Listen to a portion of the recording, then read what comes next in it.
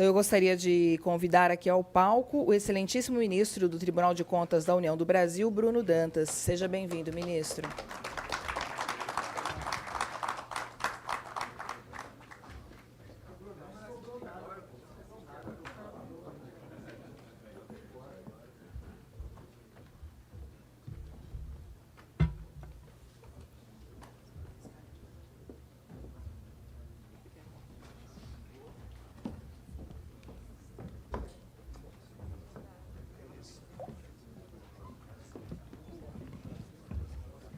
Uma boa conversa.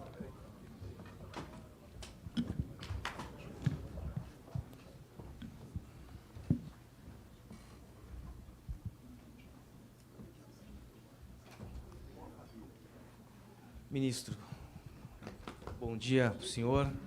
Queria agradecer enormemente a presença do senhor também. Acho que temos muito a agregar depois de uma longa e detalhada explanação do presidente Hugo Motta, mas a questão dos gastos tributários ela vem sendo observada e acompanhada pelo senhor no TCU há muito tempo.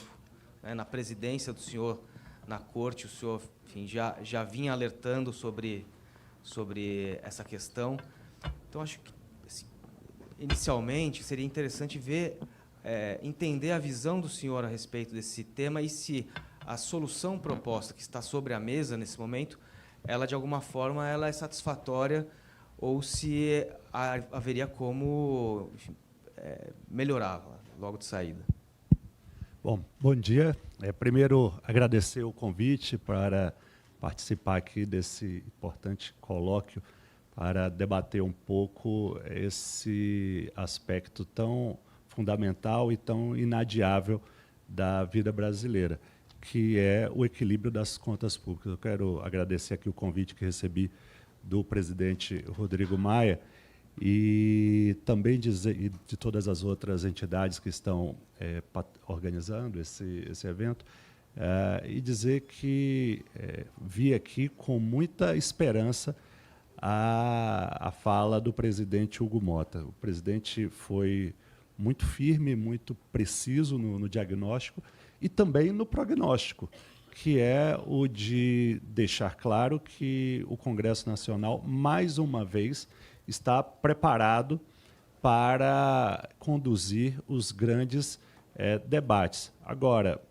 num regime presidencialista, isso foi dito com muita clareza pelo presidente Hugo Motta, num regime presidencialista, sem a força motriz do Poder Executivo, é especialmente difícil fazer andar reformas que, embora sejam absolutamente indispensáveis e que permitam abrir um ciclo de prosperidade, no momento mais imediato elas podem ser percebidas como algo que aperta o gasto ou sacrifica esse ou aquele setor da sociedade. Eu, ao ver aqui o presidente Rodrigo Maia, eu me recordo, e isso é importante a gente falar, viu, Fernando, porque dá a sensação, por vezes, de que é este governo que tem vícios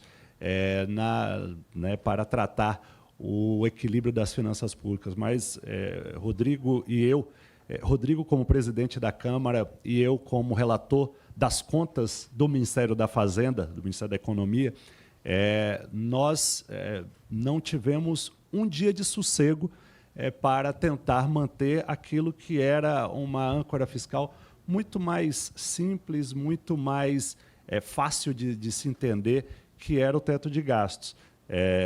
Tanto é verdade que a saída do Rodrigo e também, quando eu deixei a relatoria do Ministério da Economia, deflagrou ali uma gincana por exceções ao teto de gastos.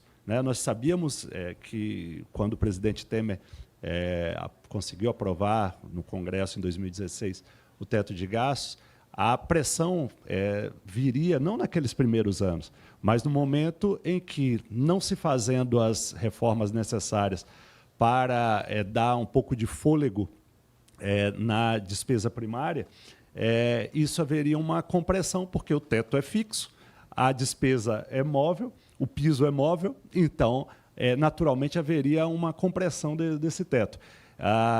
Durante 2 anos, nós conseguimos bravamente segurar. Mas a verdade é que, quando a despesa vai se elevando, começa uma busca por exceções que nós vimos no que acabou.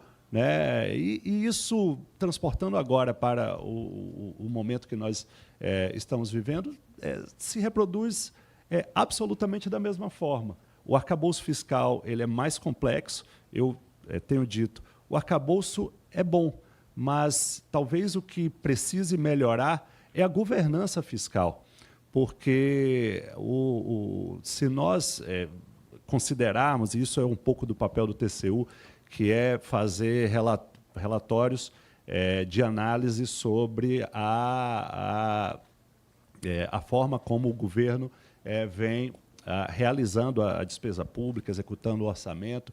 Os relatórios de gestão fiscal são apreciados bimestralmente pelo TCU, e nós já estamos roucos de repetir. Existe um déficit de governança fiscal, e isso vai acabar pressionando lá atrás nós dizíamos no médio prazo. Agora nós já estamos vendo que é no curtíssimo prazo o cumprimento do arcabouço. E isso é muito ruim, porque projeta para o futuro uma taxa de juros que é insustentável para financiar a atividade econômica do Brasil. Eu dizia isso ontem para um ministro do governo.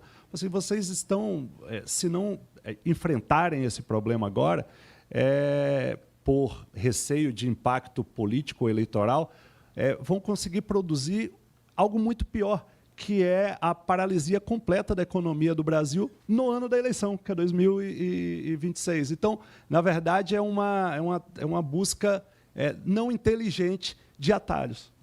Não é coincidência que tanto a sustentabilidade do teto de gastos quanto agora a rigidez do arcabouço são testadas às vésperas das eleições, né? Exatamente. E aí, indo na tua pergunta, eu me recordo quando eu assumi a presidência do TCU em 2023, eu concedi algumas entrevistas e eu dizia, olha, o problema do Brasil é sério, inspira cuidados, ainda não era desesperador em 2023, mas é fácil de resolver, porque é muito claro o que precisa ser feito. Nós temos alguns grandes blocos de despesas que, em algum momento, terão que ser enfrentadas com seriedade. Vamos lá, vamos falar de Previdência. O déficit da Previdência, eu estou com os números de 2024, nós estamos falando aqui de 420 bilhões de reais de déficit, dos quais 320 são do RGPS, 53 são do Serviço Público Civil, né, e outros 49 do que eles gostam de chamar de Sistema Protetivo das Forças Armadas, que, na verdade, é a Previdência Militar. Não é? Além disso, você soma um déficit de 8 bilhões e meio no Fundo Constitucional, que serve para remunerar policiais militares e bombeiros militares do Distrito Federal, que são custeados com recursos federais. Então, nós estamos falando aí de 420 bilhões de reais que só crescem. Né? Não se fizer algo muito incisivo, não há como conter essa rota de crescimento. Para ser justo, a aposentadoria militar, no ano passado, o crescimento foi um pouco menos intenso do que a aposentadoria do servidor público civil, que o deputado Pedro Paulo, que está aqui, certamente terá um desafio grande, que é tentar compatibilizar essa reforma administrativa com algo, Pedro, que talvez seja inadiável, que é tratar de maneira separada o servidor da ativa do servidor inativo. Porque eu vou só dar um exemplo aqui, Fernando. Eu, com muita luta, conversando com o então presidente Arthur Lira, com os líderes da Câmara, os líderes do Senado, eu consegui aprovar para os auditores do TCU, que são altamente qualificados e mereciam esse reconhecimento, um chamado adicional de qualificação. E aí conseguimos aprovar. Eu imaginei que eu fosse receber uma carta do sindicato me agradecendo. Sabe o que é que eu recebi? Uma moção de repúdio, porque eu não aceitava pagar o adicional de qualificação para aposentado. Assim, gente, o adicional de qualificação é para quem está melhorando a sua qualificação para aumentar a produtividade do serviço do TCU. Não é para engordar contra-cheque de quem, né, tudo bem, já cumpriu a sua missão, mas não é essa a finalidade. Então, tratar de maneira paritária, veja no caso da Receita Federal, existe um adicional chamado bônus de eficiência, que é devido para os auditores e fiscais da Receita da ativa, mas também para os inativos. Ou seja, qual é a eficiência de um servidor inativo? Me contem, por favor.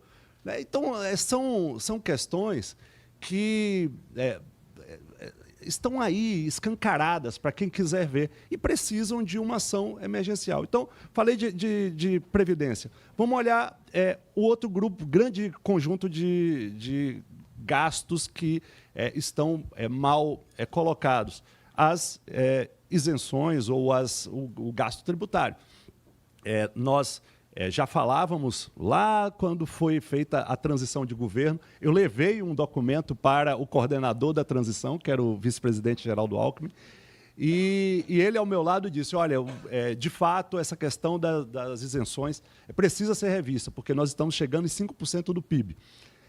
Agora, a Receita Federal, provavelmente porque alterou alguma metodologia, está falando de uma projeção para 2025 de 800 bilhões de reais. Isso dá 7 e alguma coisa por cento do PIB. Então, em vez de baixar, nós estamos aumentando. Percebe? Então, e, de certa forma, isso nos coloca, né, nos contrasta com o caráter inadiável desses ajustes. Então, eu acho que a nossa situação é muito mais delicada do que era em 2023, mas eu ainda acho que não está difícil arrumar o Brasil. E a Câmara dos Deputados, aqui o deputado Hugo Mota, já disse que a Câmara dos Deputados está pronta.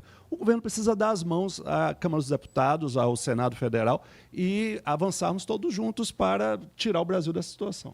Ministro, eu quero aproveitar a sua experiência para ouvir a sua opinião sobre o que vai dar esse processo da reunião de ontem, né, do que foi deflagrado ali em termos de debate. O que o senhor acha que a gente vai conseguir colher desse processo? Eu já tinha ido dormir quando a reunião acabou. Então, eu vi hoje às 5 da manhã o vídeo da entrevista que foi dada após a reunião. E o que se vê ali é algo que em si já é importante, que é um alinhamento entre os presidentes das duas casas, lideranças partidárias das duas casas, e o Ministério da Fazenda e o Ministério do Planejamento. Se eu, que tenho a responsabilidade de fiscalizar as finanças da União em nome do Congresso Nacional e, com isso, dar subsídios para que o Congresso Nacional exerça a sua função de maneira mais informada, eu gostaria de ter visto ali um detalhamento maior de como vai ser feita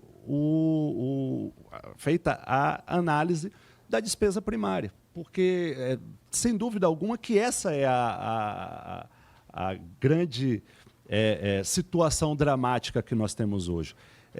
O ministro Fernando Haddad, nesses 2 anos e meio de governo, ele fez um esforço muito grande, conclamou o Congresso Nacional e o Congresso não falhou para recompor a base tributária. De fato, houve uma erosão da base tributária nos 10 anos que antecederam 2023.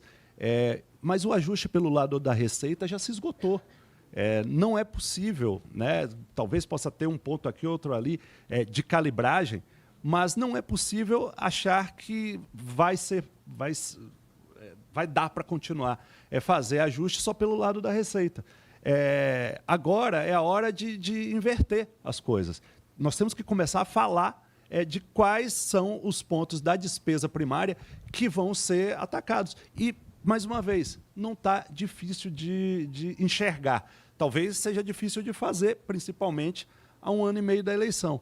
Mas o risco que se corre é, não se fazendo a 1 ano e meio da eleição, quando chegarmos no ano que vem, a economia atingiu um patamar de estagnação que vai haver uma revolta da população contra quem não foi capaz de fazer no tempo certo.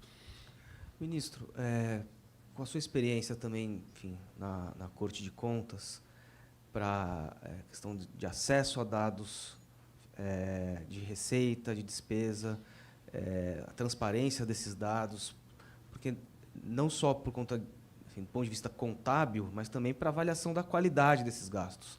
Como o Brasil se encontra hoje? O que precisaria ser feito para melhorar o acesso, a transparência, a qualidade dessas informações? Bom, uma das brigas mais homéricas que o Tribunal de Contas da União já teve foi justamente com a Receita Federal. E essa briga tinha uma razão concreta. A Receita invocava sigilo fiscal para sonegar do TCU, que é o órgão incumbido pela Constituição de realizar o controle externo, os dados detalhados, né, da arrecadação tributária. E eu fui relator de um desses processos, e eu dizia que eu não quero saber quanto o contribuinte Fernando Exman gastou no supermercado. Não é esse o meu interesse. Eu desejo receber esses dados, ainda que anonimizados, mas para verificar se a base tributária é aquela mesma, verificar se os critérios que a Receita está utilizando para acolher impugnações a autuações tributárias está correto, porque como é que nós, que temos essa competência constitucional, e vamos fazer isso quarta-feira agora, que é apreciar as contas do presidente da República, como é que nós temos uma competência de analisar o balanço da União só pela despesa, sem poder analisar no detalhe como é que é composta a base de receitas da União? Porque exatamente aqui, e aí vejam a sutileza da coisa, uma isenção tributária que é tratada como renúncia de receita, ela sai da coluna da despesa e vai para a coluna da receita com o cancelamento respectivo. Isso significa que nós não sabemos ao certo, no detalhe, quanto, de maneira desagregada, quanto custa cada isenção fiscal. E, portanto, nós não temos também a condição de avaliar no detalhe, com que fazemos com outras despesas, a eficiência daquele gasto. Temos alguns relatórios de auditoria do tribunal que mostram, por exemplo, que esses programas para a indústria automotiva foram um desastre. Consumiram bilhões e bilhões e bilhões de reais que deveriam estar entrando no Tesouro Nacional, mas não tiveram a contrapartida social esperada. O ministro Vital do Rego, antes de assumir a presidência do tribunal, relatou uma auditoria que mostrava, presidente Rodrigo Maia, que cada emprego gerado desses programas de incentivo à indústria automotiva cada emprego gerado custava à União algo como R$56 mil. Ou seja, o trabalhador está ali, ganha 5, 6, 7 mil reais. A indústria automobilística deixa de contribuir, e isso custa para a União R$56 mil por emprego criado. Então, é evidente que essa é uma política ineficiente. Agora, o presidente Hugo Motta falou com muita precisão. Primeiro, é preciso que o Poder Executivo cumpra a lei de responsabilidade fiscal. A LRF diz que incentivos fiscais devem ter duas coisas. Primeiro, devem ser criados por tempo determinado. E, segundo, devem ser avaliados periodicamente para que sejam ou reforçados ou descontinuados. Isso é o que se chama de avaliação não é do gasto público. Isso é uma das formas de fazer avaliação de qualidade do gasto público. Vejam que uma novidade muito importante, que pouca gente tem falado, foi proposta do TCU e acolhida pelo Congresso Nacional na reforma constitucional tributária, que foi... nós não tivemos aquilo que se esperava de redução dos regimes especiais, ainda restou na Constituição um volume muito grande de regimes especiais e isenções, mas o relator no Senado, Eduardo Braga, inseriu um dispositivo que foi validado pela Câmara e, portanto, promulgado, dizendo que, passados 5 anos, o Congresso Nacional poderá, por lei, não por emenda constitucional, revisar aqueles regimes especiais que lá estão após um parecer sobre a sua eficiência. Isso aqui é uma grande novidade, pouca gente está vendo. Talvez o que nós precisássemos é expandir isso para outros gastos tributários que estão aí colocados indefinidamente sem qualquer avaliação. Ministro, o senhor relata lá no Tribunal de Contas um processo sobre fundos, né? E nós estamos tendo um surto de criatividade contábil. Eu queria que o senhor falasse um pouco sobre os achados, né, ainda que preliminarmente, e por que nós chegamos nessa situação. De novo, né, Lu, todas as vezes que a base comprime o teto, quem é responsável por fazer políticas públicas sai buscando uma exceção, uma forma de não descontinuar a sua política pública, mas escapar do limite da despesa. Foi isso que aconteceu com o pé de meia. Vocês todos acompanharam, o TCU deu uma determinação, talvez não tenha sido tão dura quanto alguns esperavam, porque nós demos ao governo 4 meses para incluir no orçamento. Tinha gente que desejava que a determinação fosse imediata, mas isso poderia significar a interrupção do programa, porque havia um dispositivo na lei que criou o pé de meia, que permitia o financiamento dele com fundos. O Congresso não aceitou essa regra e exigiu que fossem recursos orçamentários. Porque, aqui só um parêntese, em matéria de educação, pode existir algo mais prioritário do que manter jovens no ensino médio para concluir aquele ciclo de educação? Não, então é algo importante, é algo prioritário. Então precisa estar na lista de prioridades do orçamento.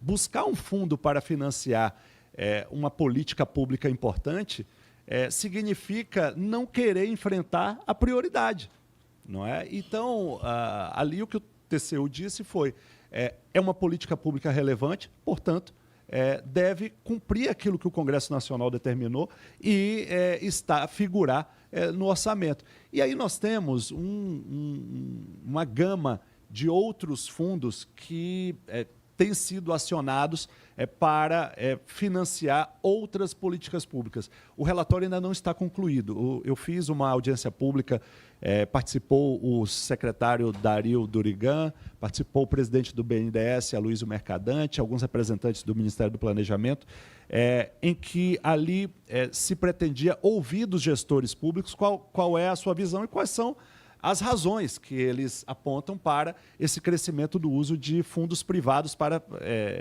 financiar políticas públicas. E aqui fundo privado é só uma tecnicalidade, porque são fundos que são custeados majoritariamente com recursos do Tesouro, com aportes, capitalização do Tesouro Nacional. Então, fizemos essa audiência pública, foi muito importante, e agora nós estamos na fase final.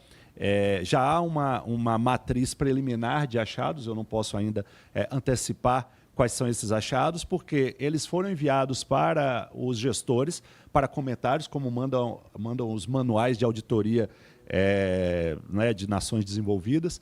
Então, nós mandamos para comentários do gestor, esses comentários vão chegar ao tribunal, nós vamos fazer uma análise e aí sim eu vou receber o relatório definitivo para levar para a exame no plenário do TCU. Minha estimativa é que nós devemos concluir isso agora em julho. Como julho é um mês de uma certa desmobilização em Brasília, embora eu não vá estar de férias, provavelmente eu devo levar isso a julgamento em agosto. Tanto nessa questão do relatório do senhor, quanto na análise das contas do presidente, o senhor acha que essa questão que os especialistas chamam de parafiscal, ela vai estar no centro da discussão? É algo que gera preocupação e atenção nesse momento?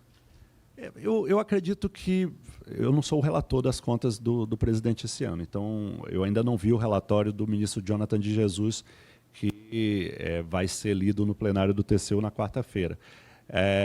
Mas, pelos dados preliminares da execução desses fundos e da alocação desses valores em políticas públicas, provavelmente já deve ter algum apontamento, não sei se isso será suficiente para caracterizar uma ressalva ou um alerta, até acredito que não, porque no ano passado, vejam, nós vamos julgar agora as contas do ano passado.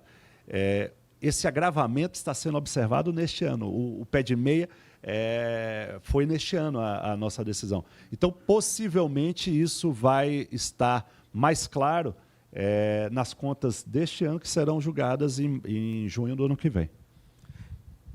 Presidente, eu queria ouvir sobre o INSS, né?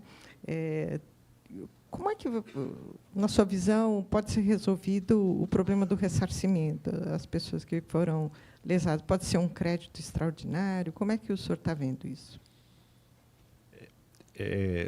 Eu cheguei a falar isso com algumas pessoas do governo. Quando o Estado dá causa ao prejuízo de um cidadão qualquer, a lei determina a responsabilidade civil. Responsabilidade civil é o dever de indenizar, né? Tem uma cláusula geral na legislação que diz aquele que, por ação ou omissão, causar dano a outrem deve indenizar. Então, neste caso, se a gente for tratar do problema como uma ação política, aí talvez nós tenhamos que correr para o caminho fácil do crédito extraordinário, porque ele fica fora do arcabouço fiscal, e aí não teriam as travas que todos vocês conhecem do arcabouço. Porém, eu penso que a forma mais correta é seguir o que a lei trata para todos os casos em que a falha de um serviço causa prejuízo a alguém. Como é que funciona, por exemplo, se um carro do Ministério do Planejamento bate no meu? Eu preciso fazer uma postulação de indenização, isso vai ser analisado e, eu tendo razão, isso vai ser devolvido. Então, o governo ele pode otimizar esse processo, tanto de reclamação quanto de ressarcimento? Pode, mas o governo não pode renunciar a um tratamento minimamente analítico de como o prejuízo se deu, qual é a magnitude do prejuízo, porque, veja, no caso do INSS, qual é a acusação? O INSS falhou ao processar solicitações de desconto na folha dos aposentados fraudadas. Essa é a falha do serviço. Muito bem, o governo pode até otimizar isso para um recebimento acelerado, e me parece que está fazendo isso de maneira satisfatória, que é abrir uma utilidade no aplicativo do INSS, em que cada pessoa vai dizer lá, olha, eu tive nos meses tais e tais descontos indevidos. Isso vai precisar ser processado administrativamente, o governo, portanto, tem que receber aquela reclamação de cada cidadão, abrir a oportunidade para que as associações que pediram aqueles descontos comprovem que o desconto é legítimo, é válido, teve a aquiescência do aposentado. E aí, com isso, o governo vai ter que fazer um julgamento administrativo. Se aquela pessoa tem direito, o governo pode até antecipar e pagar, fazer a devolução. Mas ele já se subroga imediatamente do crédito para exercer contra aquela associação. Isso pode ser feito, e acho até que deve ser feito, porque são pessoas altamente hipossuficientes, a gente que recebe um salário mínimo. Nós estamos falando de descontos de 60, 70, 80 reais. Esse é um crime que não é só hediondo, é uma coisa que mostra um certo déficit de civilização que a gente tem. Porque até para ser bandido, deveria ter um mínimo de roubar velhinho. É uma coisa que sabe, é inominável. Ministro, a gente precisa encerrar o nosso painel. Eu queria só não deixar, enfim, abrir rapidamente para o senhor finalizar com algumas palavras, mas já antecipando que estamos no limite. Eu queria só, mais uma vez, agradecer o convite. Eu acredito que esse tema do equilíbrio das contas públicas deve ser um tema permanente na agenda nacional. Por isso eu falei no começo que não basta discutirmos boas regras fiscais abstratas. O Mansueto sabe disso, o quanto é importante uma governança diuturna fiscal. A análise daqueles relatórios de gestão fiscal precisa ser o dia a dia de quem tem responsabilidade com o equilíbrio das contas públicas. No TCU, nós temos essa responsabilidade. Eu vejo na liderança do Congresso Nacional, tanto do presidente Hugo Mota quanto do presidente Davi Alcolumbre, uma afinidade com essa nossa preocupação. E, por isso, eu vejo o TCU como um parceiro tão importante para darmos os próximos passos nesse esforço coletivo de equilibrar as finanças públicas. Agradeço mais uma vez. Muito obrigado.